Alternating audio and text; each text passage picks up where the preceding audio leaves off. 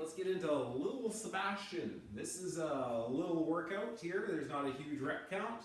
Fun little one. How it's going to work is that we've got, for the folks that are doing the body weight version like this, we're going to work with an object from ground to overhead. So that can be just about anything, like a milk jug. I've got here just a thermos, put some water in it, get some weight involved into that.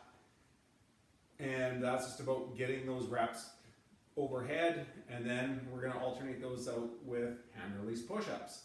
So how this is going to work out is we're going to do a 30, sorry, let me get my reps here in front of me. We're going to do 30, 24, 18 in terms of our object ground overhead.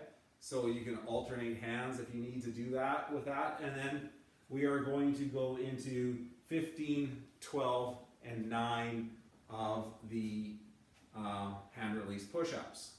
Once you've done all that work, you will rest for 3 minutes, and then we're going to hit you again with the same movements but a different rep count. So how that's going to flow through on the second time through, it would work into 24, 18, and 12, 12, 9, 6. So every time you're doing twice as many ground to overhead with the object, and then hand release push-ups. So let's see what that would look like.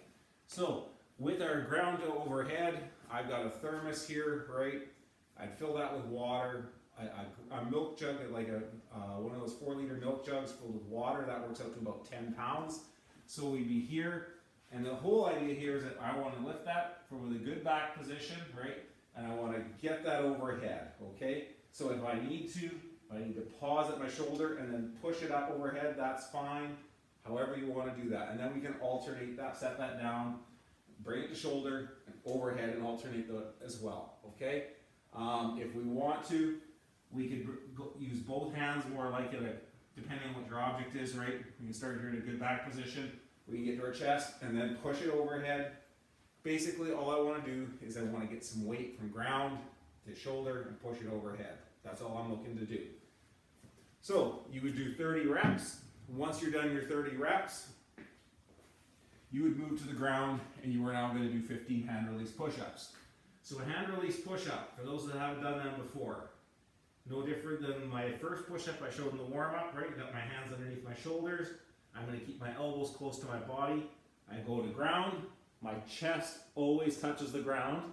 Your hands come off the ground, and then we drive that out, okay? I love hand release push-ups because you can't cheat the depth, because your hands have to physically come a couple inches off the ground between each rep. So now, if you don't have your strict handstand push-ups, your strict push-ups, that's fine. We are here. It's the same motion. We're down, chest is to the ground, hands come off, and we push that out. Think a nice tight core, right, and push that through. So that's your 2 movements. That's all you're going to be doing in the workout. You'll do the 30, 15, 24, 12, 18, 9, right? So once you're done all those, then you will rest 3 minutes, and then you will follow the new rep scheme on that, which would be a 24, 18, 12, and that would be a 12, 9, 6, okay? That's your workout. Your scores for time, less your 3-minute rest. Good luck. Push the pace. Don't be afraid to break those push-ups up sooner than you think. You don't want to go to failure with your arms. If you go to failure, it's going to get long and miserable. Okay? Good luck.